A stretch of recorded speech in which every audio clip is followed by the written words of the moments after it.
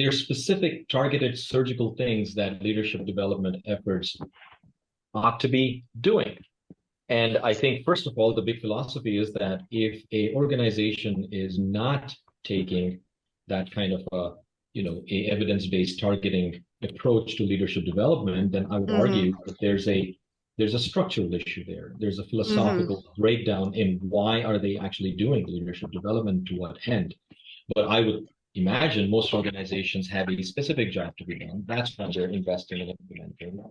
The question then becomes is, at Rejuvi, we said, if that's the intent, then how do we teach ourselves that we're on the right path, that we're navigating to the North Star in a way that's the most effective and efficient way? So that's kind of that's the frame of the whole, what analysis do we put in place to gauge these new models? The analysis is very simply being able to create deeper and more granular attributes around leader excellence and business practices, and being able to collect that data super fast. We actually collected in less than 10 minutes.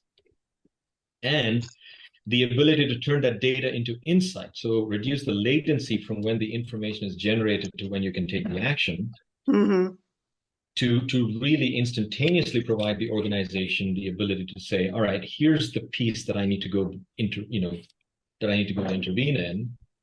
And I'm going to create these very targeted, like I said, surgical, customized solutions, deliver those solutions to your leadership cohorts, and just don't leave it there. You evaluate that cohort over time and see if the needle has moved or not. And the needle, to us, the gold standard, is not a perceptive needle. It's a performance needle. It's a needle that actually measures all the way back to the top line and the bottom line of a business. Has the business gained more share? Has the business gained more households for its products? Has the business retained more of the people that it wants to retain?